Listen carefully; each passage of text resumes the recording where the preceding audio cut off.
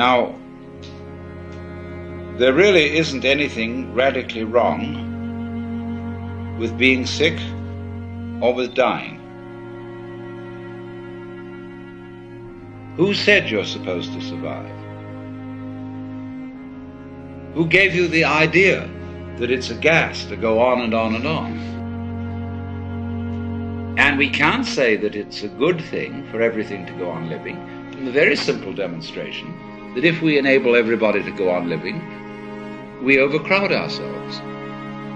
So therefore, one person who dies in a way is honorable because he's making room for others.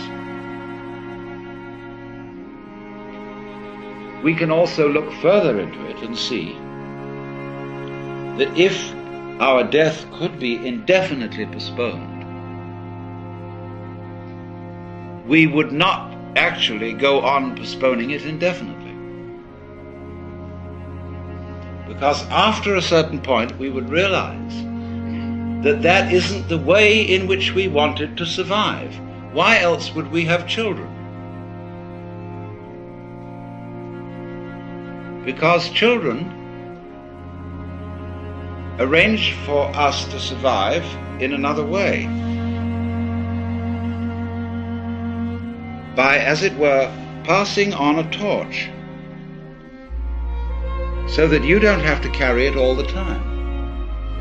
There comes a point where you can give it up and say, now you work.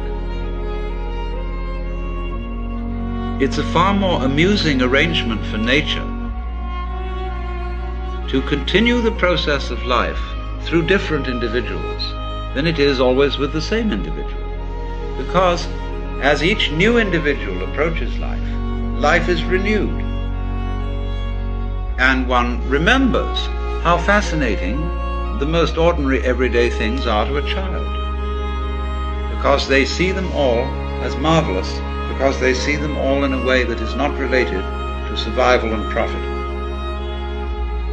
When we get to thinking of everything in terms of survival and profit value, as we do, then the shapes of scratches on the floor cease to have magic.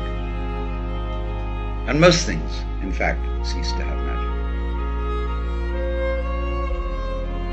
So therefore, in the course of nature, once we have ceased to see magic in the world anymore, we are no longer fulfilling nature's game of being aware of itself.